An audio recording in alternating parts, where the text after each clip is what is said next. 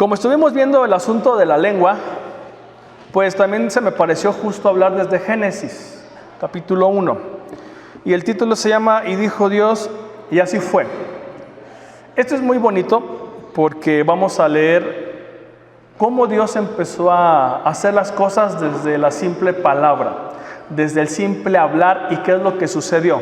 Entonces no vamos a leer Génesis capítulo 1, no todo, simplemente ciertos versículos.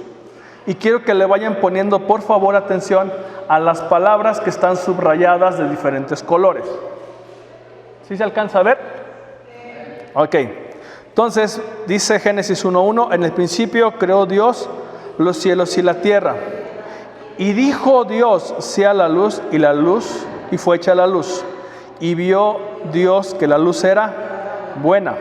Luego dijo Dios, haya expansión en medio de las aguas. E hizo Dios la expansión y separó las aguas que estaban debajo de la expansión de las aguas que estaban sobre la expansión, y así fue. Dijo también Dios, júntense las aguas que están debajo de los cielos en un lugar y descúbrase lo seco, y así fue. Y vio Dios que era bueno. Después dijo Dios, produzca la tierra hierba verde, hierba que da semilla, árbol de fruto que dé fruto según su género, que su semilla esté en él, sobre la tierra, y así fue. Y vio Dios que era bueno. Dijo luego Dios, haya lumbreras en la expansión de los cielos para separar el día de la noche, y sirvan de señales para las estaciones, para días y para años. Y vio Dios que era bueno. Dijo Dios, produzcan las aguas seres vivientes y aves que vuelen sobre la tierra, en la abierta expansión de los cielos. Y vio Dios que era bueno, y los bendijo. Luego dijo Dios, produzca la tierra seres vivientes según su género, bestias y serpientes y animales de la tierra según su especie. Y fue así, y vio Dios que era bueno. Y dijo Dios, hagamos al hombre a nuestra imagen conforme a nuestra semejanza, y señoría en los peces del mar, en las aves de los cielos, en las bestias, en toda la tierra y en todo animal que se arrastra sobre la tierra, y nos bendijo. Y vio Dios todo lo que había hecho, y aquí era bueno en gran manera. Si le pusimos atención a lo que estuvimos leyendo, vemos cómo la Biblia nos enseña que nuestro Dios es un Dios creativo, tiene el poder de crear, que nos da todo lo que necesitamos para poder vivir. Así pues vemos uno de los atributos de Dios desarrollados, la omnipotencia, es decir, que todo lo puede hacer, ¿sí? Que no hay nada imposible para Dios. Donde leemos en la Biblia, y dijo Dios, para que de la nada pasara la acción. Y así fue, sin que Dios hiciera nada, solo decir. En cada uno de los versículos que leímos, siempre encontraremos la frase, dijo Dios. Y lo que dijo, empezó a tomar forma, se empezó a crear. Pero no tan solo eso, porque también expresa, y así fue. O sea, que la palabra que Dios da es una palabra que produce, que crea, que se genera, que no se queda ahí nomás, sino que tiene poder para hacer, para transformar. Y dice, así fue. Pero no tan solo eso, ¿sí? También vemos una característica de Dios, que reconoce que era bueno. En cada uno, con excepción de un día, en el día 2, vemos que cada crear, y vio Dios que era bueno. Y vio Dios que era bueno, y era bueno. Y cuando terminó toda su creación, dice, era bueno en gran manera. Entonces, Dios al principio crea a un mundo, incluso al ser humano, que eran buenos en gran manera. No había nada malo, no existía nada malo, no había defecto alguno, ¿sí? Y todavía a Dios se le ocurre y se atreve a decir, vamos a bendecirlo, vamos a hablar bien de ellos. ¿Se fijan? O sea, no tan solo Dios es un Dios que muchas veces podemos decir, ¿dónde está Dios? Sino que es un Dios cercano y a tal punto que bendice. No tan solo está creando, sino también está hablando bien. Entonces quiero que veas que la bendición que Dios le dio a Adán y Eva hace mucho tiempo también es parte de nosotros. Es decir, nosotros somos personas bendecidas. La creación es una creación bendecida, independientemente si se haya corrompido o no. Pero Dios dijo, es bueno, muy bueno. Eso quiere decir, número uno, cuando Dios habla, se crean circunstancias a tu favor. Números 23:19. Dios no es hombre para que mienta, ni hijo de hombre para que se arrepienta. Lo ha dicho Él, y no lo hará. Ha hablado, y no lo cumplirá. Ya vimos que de la nada, y dijo Dios, hagas esto, y fue hecho. ¿Metió las manos? No. Hay un versículo, solo uno, donde mete las manos. Y ese es para crearnos a nosotros. Para crear a Adán y Eva. Ahí solamente fue el único versículo que se atreve a decir que Dios hizo algo propiamente. Pudo haber dicho, y dijo Dios, hágase el hombre. ¿Y se pudo haber creado el hombre? Sí, sí pudo haberse creado. Que se crea a mi imagen y semejanza. ¿Pudo haberlo dicho? Claro que sí. Pero no. Vemos entonces que nuestro Dios es un Dios que está creando cosas para nosotros, para nuestro beneficio. Y más ahora nosotros que ya estamos apartados para recibir herencia, pueblo santo. ¿Dios ha dicho? Sí. ¿Él lo va a hacer? Claro que sí. Esa es la fidelidad de Dios. Que le creamos porque es nuestro Padre. Y les decía en el estudio de la mañana, ¿cómo te sentirías como padre si tu hijo te dice que no te cree porque le has mentido mucho?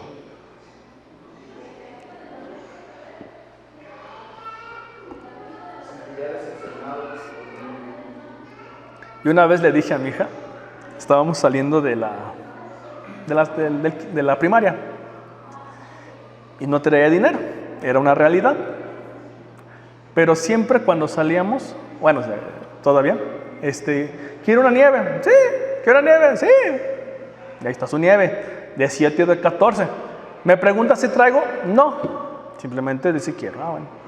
Pero llegó un momento en que no tenía nada. Papá, quiero nieve. Y no traigo dinero. Y que se entristece.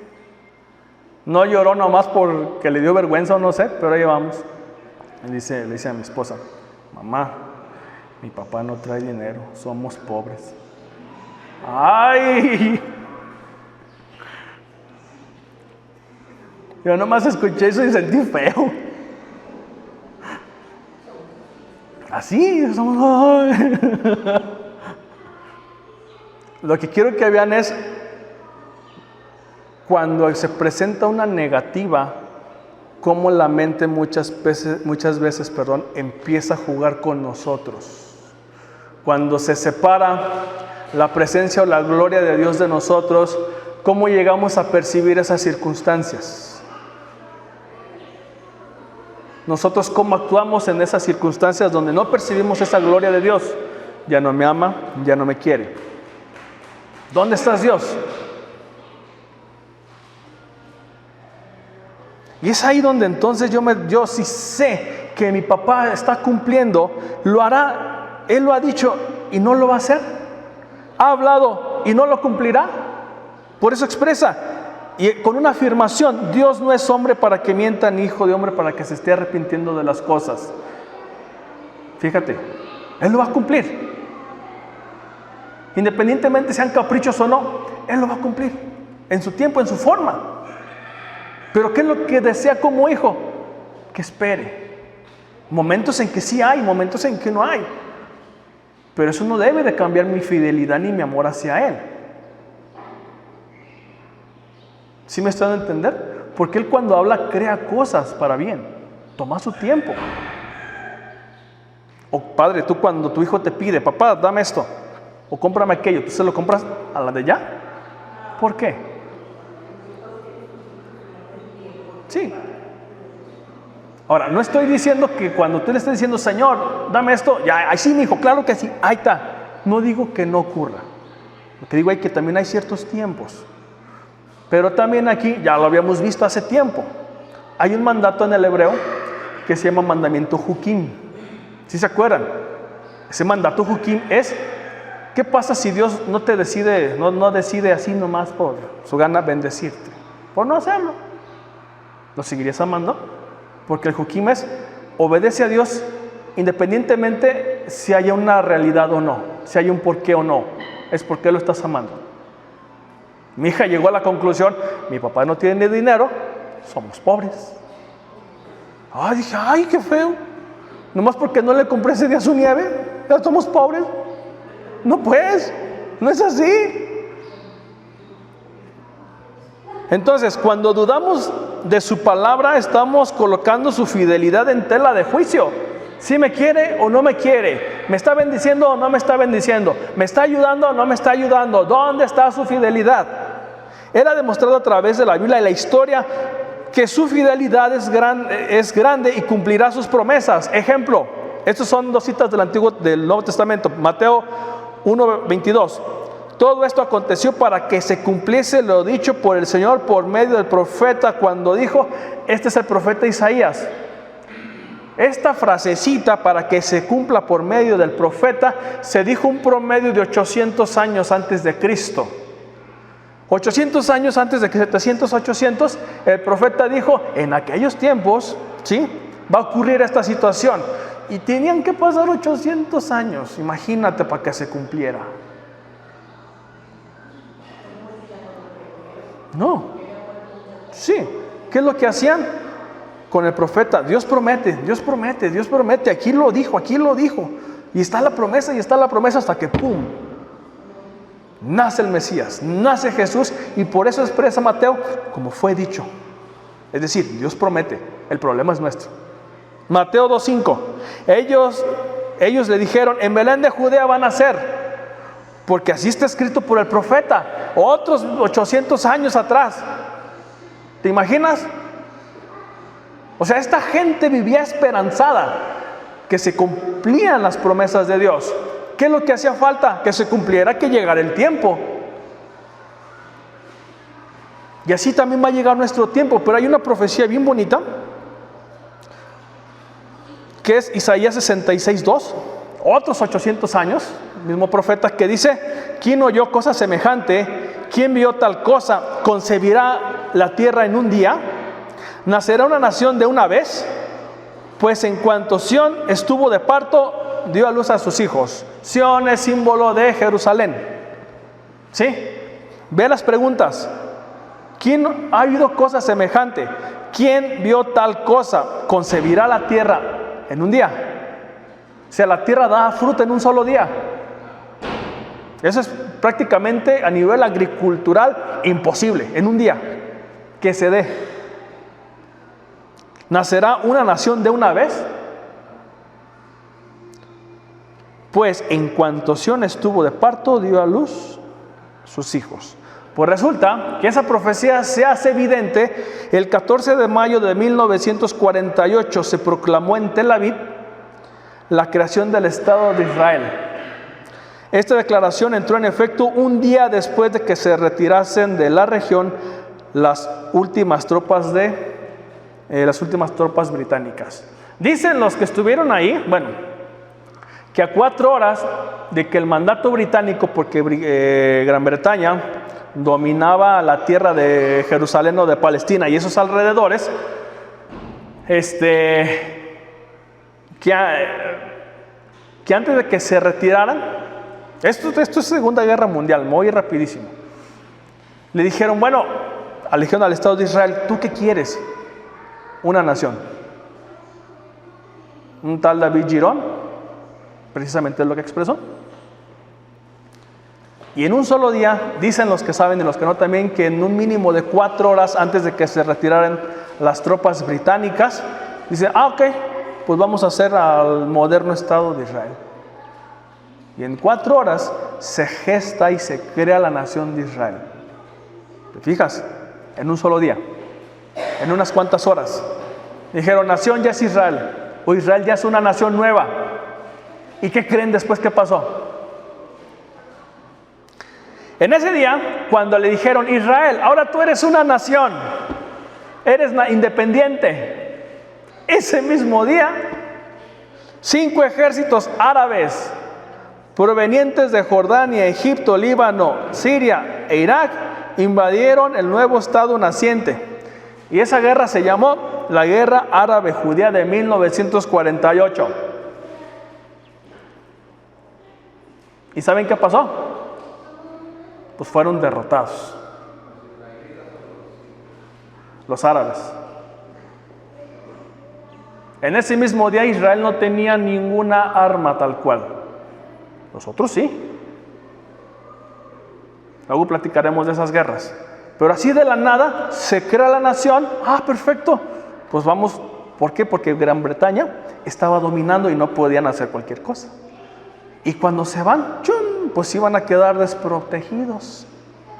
¿Te fijas? Pero se van dejando a la nación de Israel nuevecita. Y ahora sí, arréglatelas tú. Y fíjate, y resulta que se hace esta guerra árabe-israelí y van ganando los judíos.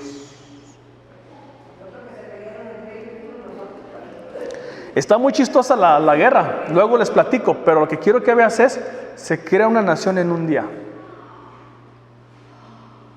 Esa promesa se hizo 800 años antes de Cristo. Y fíjate hasta qué punto se fue a cumplir, 1948. ¿Cuánto tiempo había pasado? Mínimo ya van 2000 años. O sea, En ese tiempo, como lo comentó usted, faltando 4 horas para que se cumpliera, pero primero tiene que pasar todo ese tiempo. o sea, lo que quiero que veas es la promesa de Dios. Ahí está, se cumple la promesa. Jueces 6:11 dice, su hijo Gedeón estaba desgranando el trigo. Esa es una imagen, quiero que veas la imagen.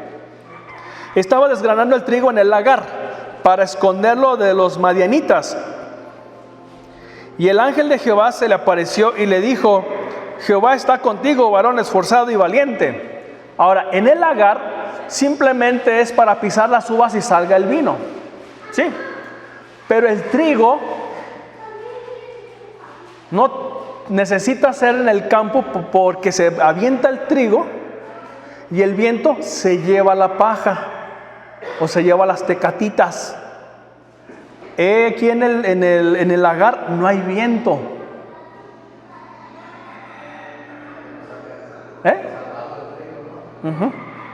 Entonces, aquí lo que estamos viendo que Gedeón sí era una persona que era temerosa, pero por asunto de los madianitas, porque era una gente malvada. No. Sí. Así es. O sea, de sus lo correcto era, salimos al campo y levantamos el trigo, el viento sopla y se lleva las hojarascas y ya nos cae el puro grano. Pero no. Necesito depender de otras cosas. Pero fíjate aquí lo bonito. ¿Qué es lo que le dice Jehová? Varón valiente y esforzado. Y Dios le está diciendo, aquí Dios le está diciendo de cómo lo está viendo. No cómo se está percibiendo, cómo se está sintiendo. ¿Sí? Es Dios cómo te ve. Dios cómo te está viendo a ti. No cómo tú te sientas. Es cómo te está viendo Dios. Eso es lo importante. ¿Qué dice Dios de ti? ¿Ya le has preguntado? De hecho, incluso fue una vez uno de los estudios. ¿Ya le has preguntado, oye Dios, ¿tú cómo me ves? Y si no, y si no, métete en oración. Dios, ¿tú cómo me ves? Yo me veo así, pero ¿tú cómo me ves? Porque aquí Gedeón nomás decía, oye, pues yo, ¿dónde hay otro Gedeón? Porque yo no me considero así. De hecho, hasta le pidió muchas pruebas. Si yo los voy a liberar, pues te pido que pase esto. Y pasa. No, yo creo que te equivocaste. Si pasa esto, órale. No, pues Pues bueno, ¿ya qué?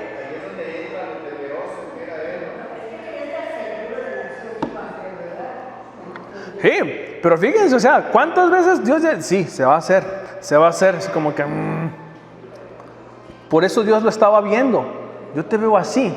Dile a Dios, Dios, cómo tú me estás viendo, hermano. Si Dios te ha dado una promesa, aférrate a ella, porque vendrá en el nombre de Jesús. Él no es humano para que mienta. Habló y se hará. Así como dijo, y dijo Dios, hagas esto. Y se fue hecho. 2, aprendamos a separar. Mira, en este capítulo de Génesis 1 encontramos 4 veces la palabra separación. Versículos 3, 6, 14 y 18. La Biblia nos habla que la separación es o discernimiento, porque la palabra aquí separación también se puede traducir como discernimiento. Discernir es separo las cosas buenas, malas, lo que me conviene, lo que no me conviene, lo que puedo, lo que no puedo, lo que sí por el momento y lo que no se puede por el momento. Ese es discernir, ¿sí? Discierno las cosas, eso es separar, ¿sí?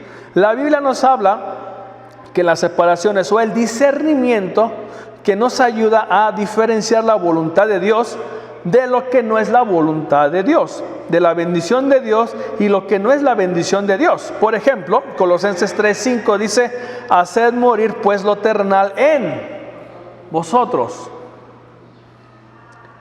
Pero también fíjate lo que está diciendo, vestidos pues como escogidos de Dios. Entonces hay que discernir lo que es terrenal, lo que no es de Dios, y ¿qué? Separarlo, quitarlo.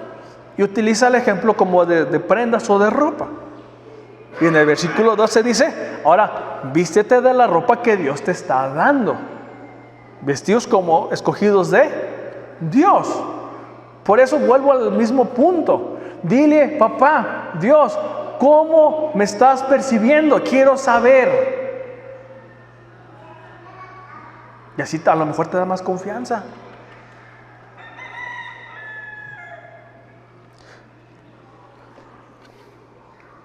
Esta es la historia de un cántaro. A lo mejor ya han escuchado que había una vez un señor que tenía un nieto, y ese nieto pues quería llevar agua a su casa. Y el señor estaba trabajando y le dice, oye abuelo, el abuelo estaba leyendo la Biblia, de acuerdo a la historia, y le dice, ¿por qué lees tanto la Biblia? Si se te olvida lo que tú lees, ya estás en una edad de 50 años y lo que tú lees ya se te olvida. Bueno, en la historia vamos a ponerle 50 años. Y le dice, bueno, le dice, agarra ese bote o agarra ese cántaro. Sí, estaba sucio el cántaro o el bote, lo que usted quiera llamar. Ve al arroyo, agarra y tráeme agua de ahí. Ah, bueno. Y va al nieto, agarra y lo saca, se lo lleva, y resulta que cuando trae el cántaro con agua, pues ya no trae agua porque estaba agujerado. Y le dice el abuelo, tráelo otra vez. Ahí va otra vez. Y ahí va. Y venía el nieto, pero es que pues si tiene hoyos, pues no voy a llegar sin nada. Y le dice, abuelo, mira, es que está agujerado. Sí, sé que está agujerado. Vuelve a traerlo. Dice, pero es que no voy a traer nada porque está agujerado. ¿O ya se te olvidó? Dice, no. Vuelve a traer una vez más. Ahí va el nieto rezongón. Ya veía pues el chorro de agua. Y le dice, mira, le dice el nieto, ya no trae agua. Dice, sí, claro que sí, ya no trae agua. Pero quiero que veas cómo quedó el bote o el cántaro. Pues las ves y le dice, pues quedó limpio. Pues así muchas veces ocurre. Tal vez mi mente o mi memoria ya no me falla tanto, ya no retengo nada, pero cada vez que yo leo ocurre como el cántaro. Tal vez no retengo nada, pero la palabra me va limpiando. Y el nieto entendió. ¿Sale? Entonces, mira hermano, ¿necesitamos separar las cosas? Claro que sí. ¿Necesitamos purificarnos? Claro que sí. Hasta Dios tuvo que separarse del diablo. ¿Te das cuenta? Hasta Dios tuvo que separarse del diablo por el daño que ocasionó.